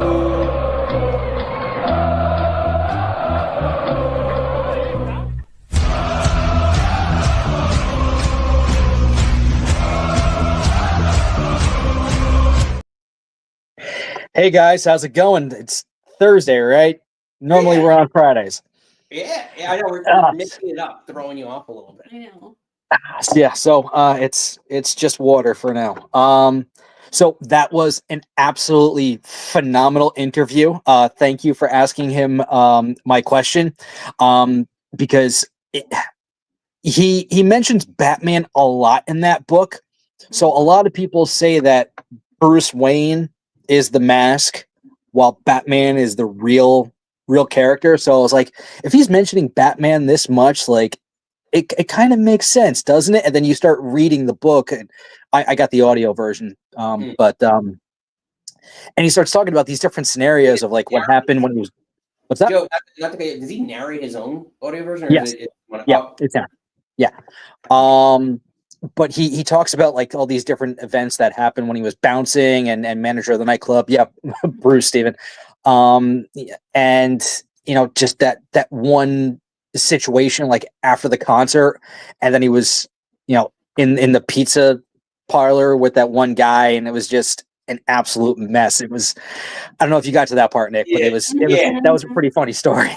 And it's like, yeah, that Batman version kind of comes out a little more often than that Bruce Wayne character. So I was like, okay, that's where I was going with this. So thank you, and that was such a great interview. I also like, I don't know if you recall that spot. Miss Davis would be so proud of me, my reading comprehension right now.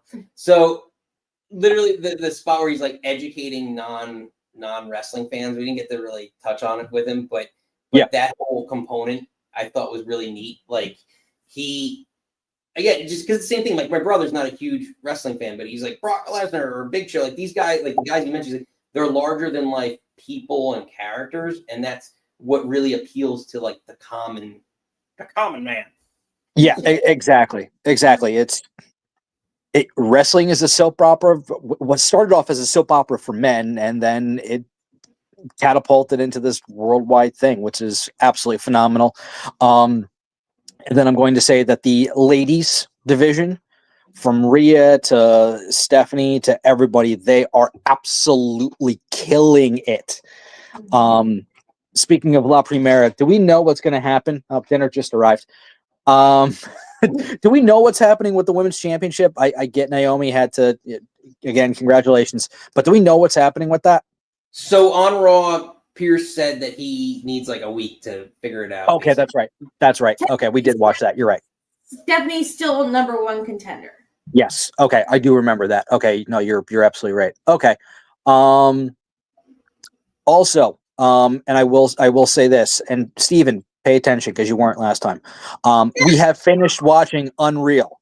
And to be quite honest with you, I am back in high school. I was a huge wrestling fan and watched it religiously, like we do. And then I fell off because, you know, after 2004, 2005, 2006, WWE was just atrocious.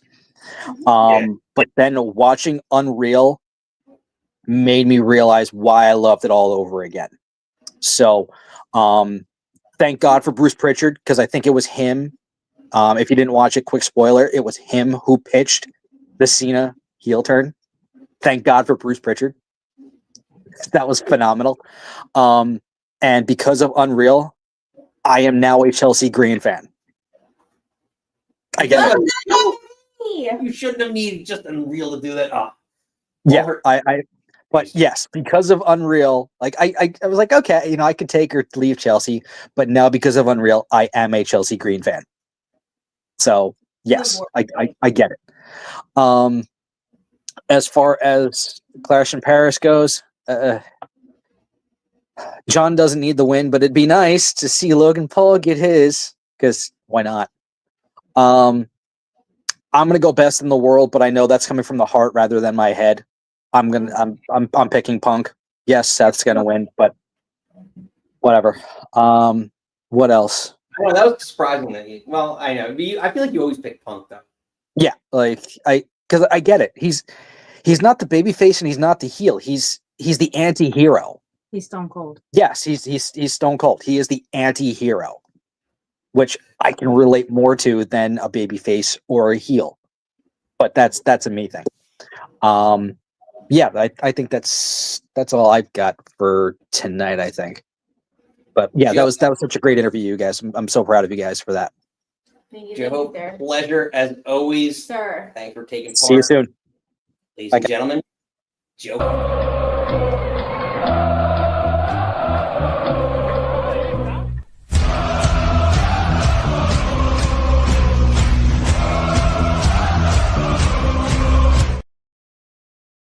On my team.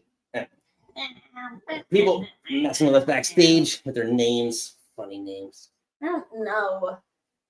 ATN, I know. I won't go down a rabbit hole, but can we just talk about that is a White Stripe song that should have been a thing that turned into be like a national it's an awesome sports song. It's an awesome sports song. It's an awesome sports song. Don't even dare. Okay. It's so great. It's so great. I'm not saying it's not great, but like, I can't. I will go. It might be now. It might be at levels where it's classic because isn't 20 years making a classic? Has it been 20? It's not been 20 years. It might be like 15. I don't know. White Blood Cells is probably one of my favorite albums of all time. I'll tell you what is a classic. You.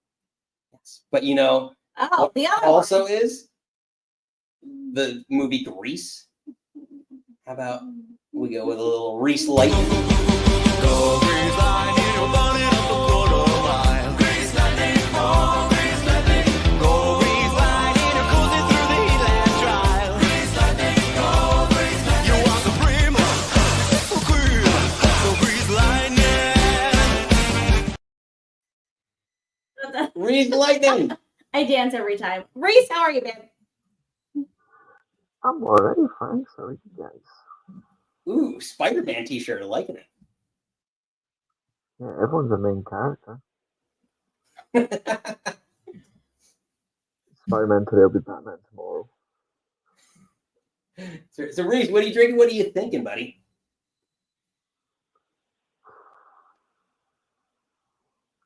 I'm drinking nothing. Except the tears from all the points I'm going to take off everybody. Oh. Reese, he's the only one I'm surprised that actually starting to talk. No one like Joho and Lisa chirped a little bit in the beginning, and then they've been kind of quiet. I feel like their team's not doing well. Well, I can't talk shit because Ed's not here, but I will text him inappropriately. They're just preparing to lose to me. Listen, it's going to be interesting. It's going to be an interesting matchup, Reese. You got. So Reese, I would argue. Well, it's a debate. Well, Murdog's an old school wrestling fan, so he does watch the product a lot. But I would consider Murdog an underdog in this to some extent. I don't know. It's debatable. He did have the number 4 pick. It's the dog. Yeah, I don't. It's a very debatable thing, but yeah, it's gonna be interesting week 1 fantasy matchup there, and you got to start the right people. That's the key. Yeah, but you say he was the 4th pick. You put me last.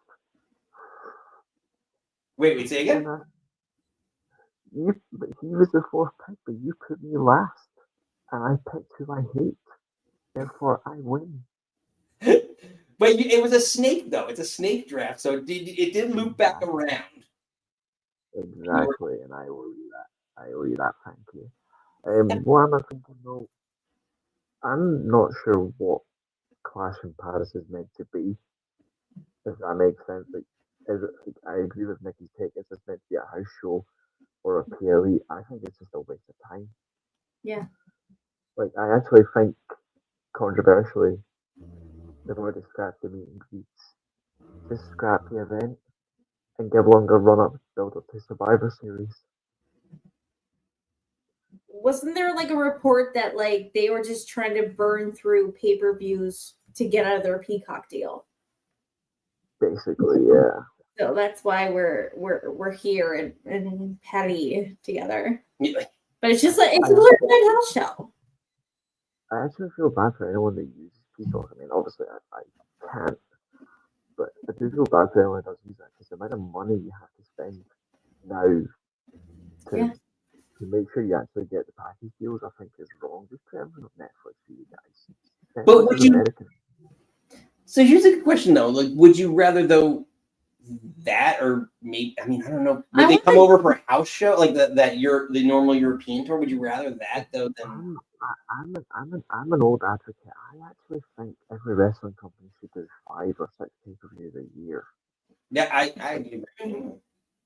Like, I actually think it allows more investment in your product. It allows the TV to be better, and then the pay-per-views actually feel like, holy shit, we're actually getting something. Because even though I actually think, because WWE used to do in the 90s, it was 5 events, a couple of the in your house stuff, and then they stopped. And then they went a pay-per-view every single bloody month. AEW's first couple of years, it was 5 pay-per-views and a couple of specials. And I'm like, go back. Go back.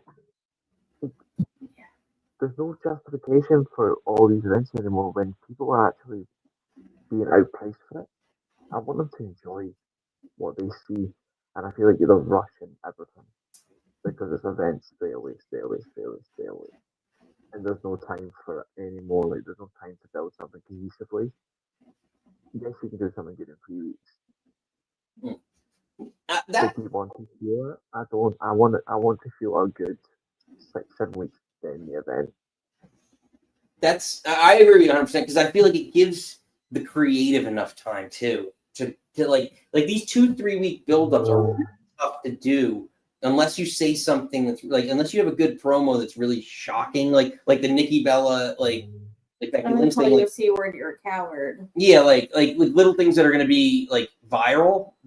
It's really, and that's my issue with the AEW stuff too. It's like we're going to rely on name value to just sell the seats, and there has to be some storyline and build up element to it that's going to get everyone there, and that's what I feel like we're missing a lot. And I feel like this to your point, Reese, about too many PLEs. I mentioned this.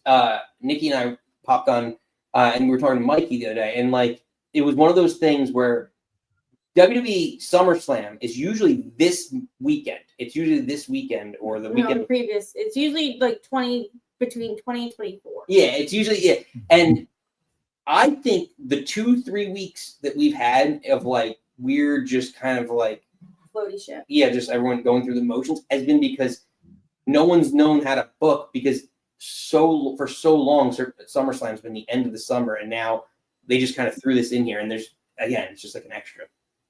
I agree, and here's another thing. I know we speak all the time with the whole tribalism thing. I'll say this as well.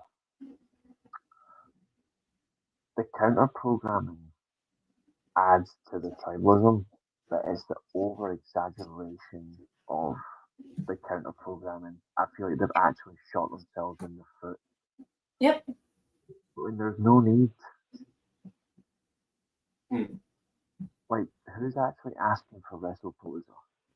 I'm not. I don't know. Me and my video games, they stole that idea from me. That was in our WWE 2K21. This isn't ECW 1997. It's not gonna work. Oh, it was? Damn it. I thought that was an original. Yeah. WrestlePalooza was 95. That is right. I completely forgot about that. Actually, I did know that. I don't know why. I don't want WrestlePalooza. I honestly don't need all it. Out. We gotta go in then out. I don't want Palooza. I don't need all out. I don't need Wrestle Dream. Didn't need Forbidden Door. I don't need a Clash in Paris. Like let things breathe a little bit. Is Door really forbidden if everyone works for you in some form? I think if you look down the calendar, realistically, I think WWE can get away with the Royal Rumble, WrestleMania, a pay-per-view in between, not Money in the Bank because that concept is dead. Yeah. Bring back like this SummerSlam and Survivor Series. There's 5. That's it. Mm-hmm. And AEW could do the same. If not 5, you do 6 each. And that's when you can maybe sprinkle in your Saturday night's main event. King of the Ring. Give me King of the Ring. Like Murder King of the Ring. But that's when you can sprinkle in something like a Saturday night's main event that it's a little more than a Raw, but not necessarily a pay-per-view. You can have that in-between stuff. Bingo. Gosh, man. Well done. Well done. You two are agreeing. It's dangerous combination. Reese. You did think properly. That's transatlantic behavior. Well then, Reese, before we let you go. Oh, the two of you. The two of you! Before we let you go, Reese, your last shot. If you don't subscribe to this channel, then you're missing out. Well done. Also, subscribe to Reese's channel because you're also missing out. Stop punching my walls. I know, I'm punching a lot of things. I get too excited. The weekly steel chair, our buddy Reese from overseas, ladies and gentlemen. Thank you. He's getting pumped. For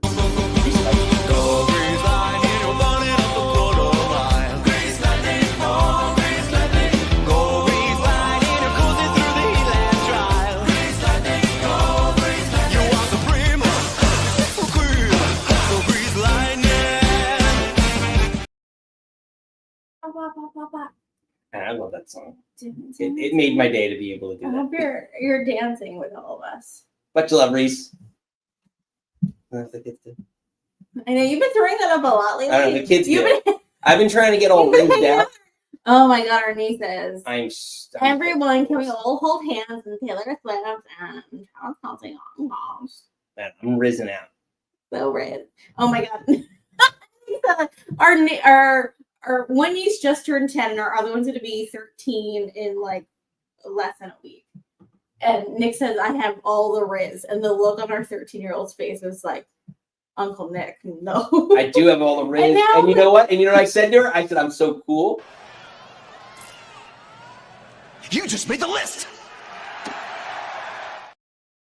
Coming to terms with like Nick and I are that weird aunt and uncle. Nick tries to all the Riz, and the like our Brianna's face was just like, no. And again, shout out to our girls. We love them very immensely. Make sure, as everyone's chiming into the chat, you smash the old like and subscribe if you haven't already. Not enough likes. But Nikki will round it out. Phone lines with a regular. Say his name and he appears. I believe it's Steven.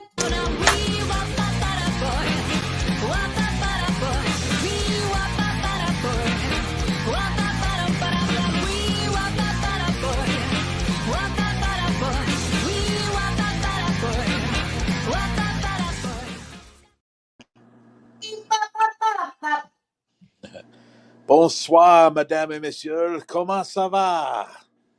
Oui. He did the thing. Bon. Comment est les chiens? How's the dog? Oh, good. It's been a little messy, but he's good. Yeah. Thank you for asking, Stephen. Thank you. Stephen. That's why I was in the car when we were talking to Kevin yesterday, because I was picking the dog up. He got surgery yesterday, but he's passed out on the couch right now. It's a little shaky pants, but we're good. Thank you, Stephen. He's gonna be all right. Mm-hmm. Yeah, it's Day just by day. he's 11 coming off of being basically kind of sort of 3 surgeries. So the anesthesia's kind of been hitting him hard. He walked into several walls, into me, bounced off a couch, can't get on the bed. So it's a little very. Oh, I can do all that without surgery. Every Monday morning. Yeah, true. I know. In all fairness, he might just be getting up from a nap. Steve, what are you drinking? What are you thinking, buddy? I'm thinking, again, let me pile on here. What a great interview that was with Kevin carrying Killer Cross. And, if he's going to be a continued friend of the show, I cannot think of a better friend to have in your corner than somebody whose nickname is Killer. Yeah. Yeah. That's fair. And that's great. But hopefully can have him on again soon to talk about his documentary. Sure. Yeah, he said the documentary, the second book that he basically once that second basically book comes done. out, we're gonna get the sequel out. It'll be great.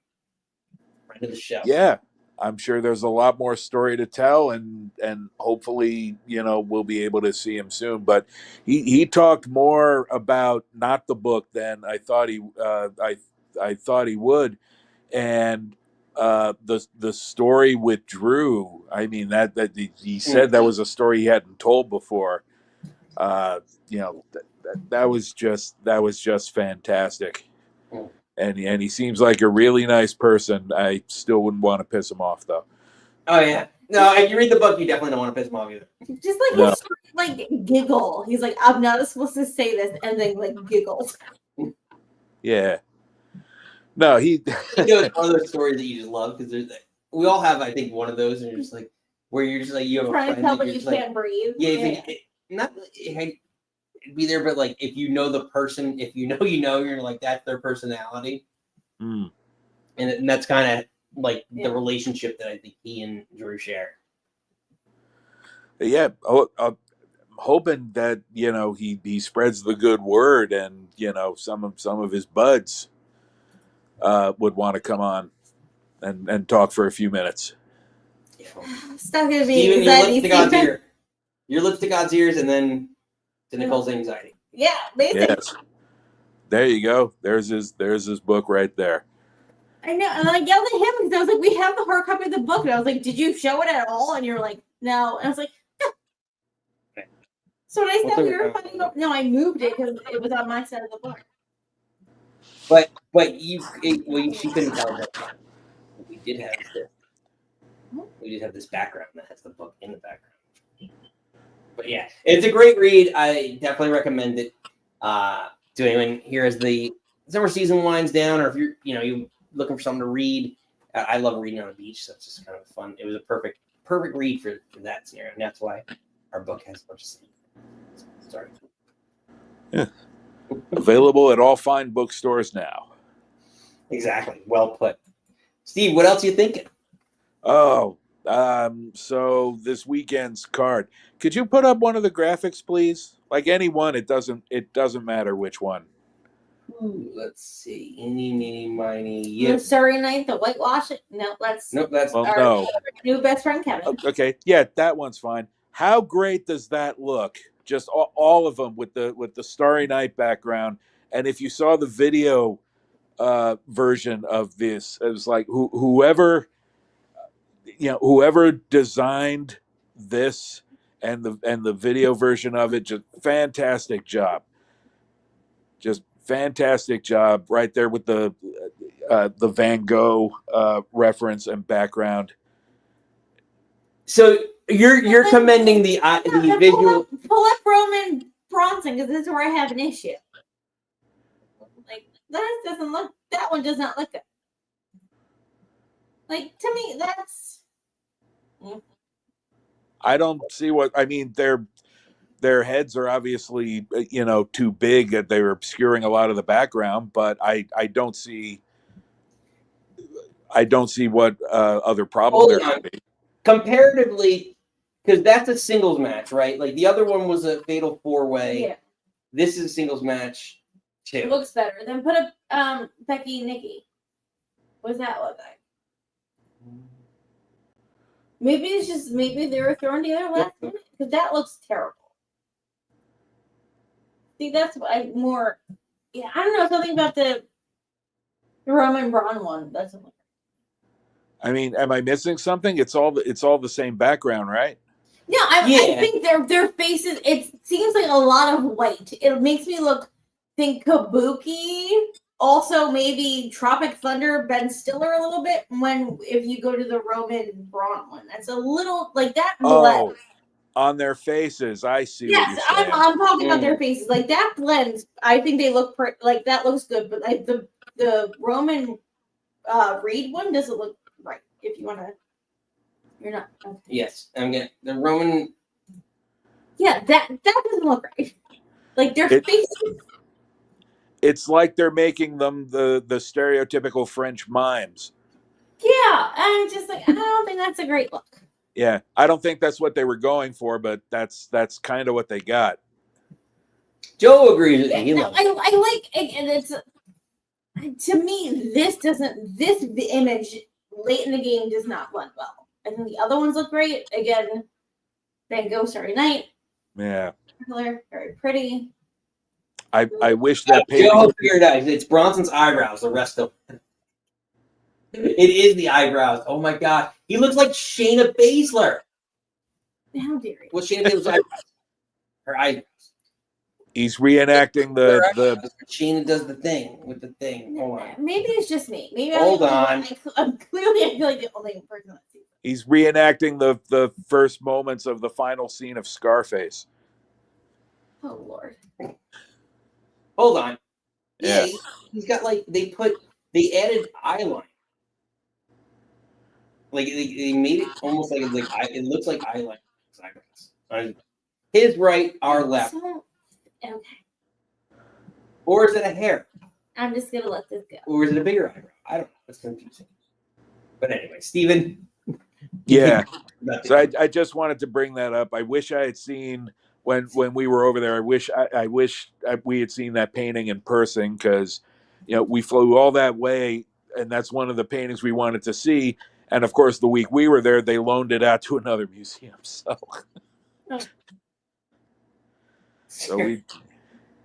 it's like, damn it. Just our luck. But we got to see a lot of other cool things. So, including the Mona Lisa. But so just some credit to the graphics department for making this up. I'm just now noticing the white face there. So I'm sure that was unintentional, whatever they were trying to do. But yeah, I do like I like the creativity, the concept, right? Like A for effort. Some of them look good, others didn't come out great. Yeah, any little bit. I like to grab onto any little pieces of originality and creativity, like real originality and creativity that they give us, or anywhere really, not just them, anybody. But so I like to see that the effort is being put in and shown once in a while. True. Yeah. What else are you thinking, Steve? I don't know. This is kind of an odd card to end the Peacock era. You would think they would have gone out with, at the very least, survive. Let them go to the end of the year, and at least have them end with Survivor Series. If not they're going to have the Saturday night's main event. It's just not going to be with Cena's final match. It's just not going to be on NBC. You're going to have Peacock. Well, I don't want to keep Peacock around for 4 more months just for that one show. So after this, I'll just cancel Peacock and then check back in when stuff that's on it that I want to see piles up. I know what you're thinking, Steve. Price is wrong, bitch. Well, I need that money for Red Zone. That's fair. That's it. That balances out. So that's it. And I'm still not entirely sure if I'm going to be able to get the ESPN cards. I think so, but I mean, we'll find out with the Palooza card. But yeah, you'd think for the years of service that I know it's all business and it's a big corporation that owns them now, but you would think for the years of service they would at least go out on let them go out on a much higher note, because this seems like it looks like a decent car, but it seems like it's comparative scraps, and they could have gone out on a big stadium show. Survivor Series is in a baseball stadium, right? Yep. Yeah, San Diego. San Diego, yeah. No. Yep, Padres. Yep, you got it right. She did the thing. She got it right. Yeah. And so, I'm sorry to see it end, but all good things must come to an end. I still don't get the whole piecemeal aspect of it. Like everything's on different, if you're in America, everything's on different platforms.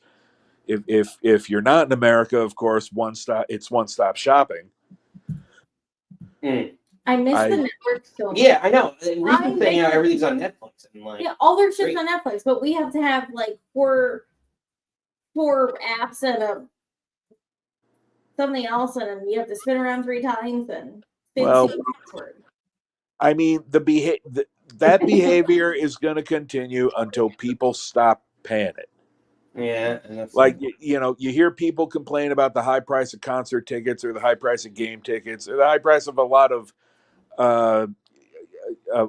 fun things, but people, these things still sell out. These things still do well, and there's no incentive for them to lower the prices until people stop paying it. And I mean in bulk.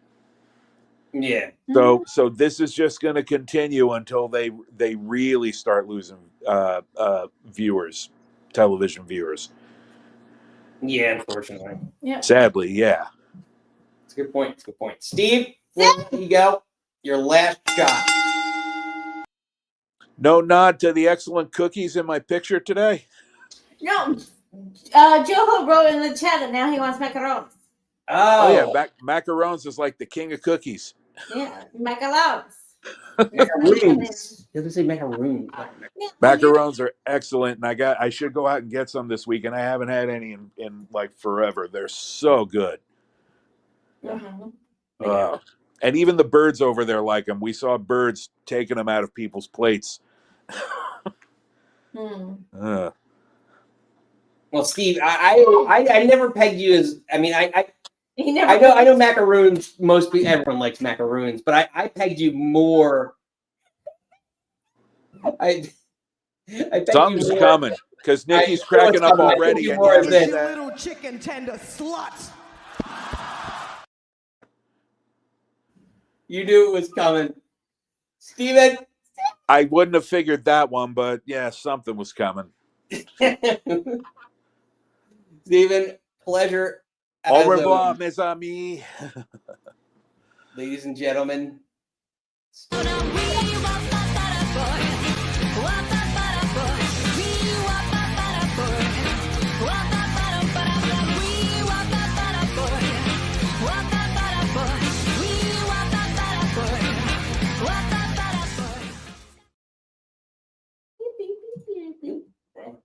All right, Nikki. Heading out. And the Dusty Trail. I know, a fun one. We are back here Monday, so we're taking the weekend off. No Friday show for the first time in a long time.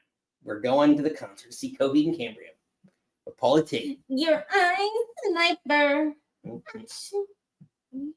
Exactly. It's going to be a fun time. So we got a bunch planned for the weekend, but we're back here Monday at noon recapping WWE Clash in Paris, what happened, and previewing WWE Monday Night Raw, which starts at 2 p.m. 2 p.m. Eastern Standard Time. I'm excited. So we're at noon, cramming all the calls before Raw starts. It'll be a fun time.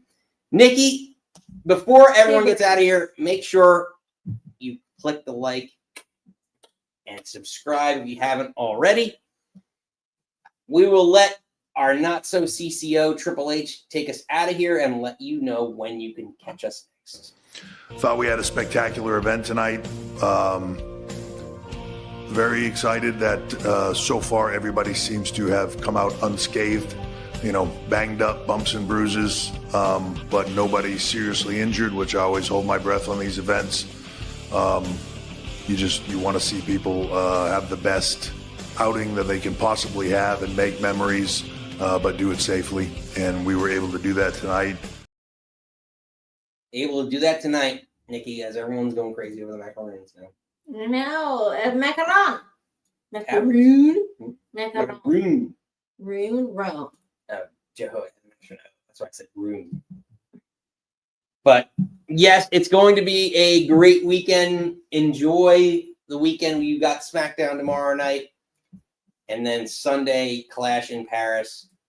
Looking forward to it. Looking forward to catching you all Monday at noon Eastern time. But until then, you do not have to go home. But you can't stay here, my baby.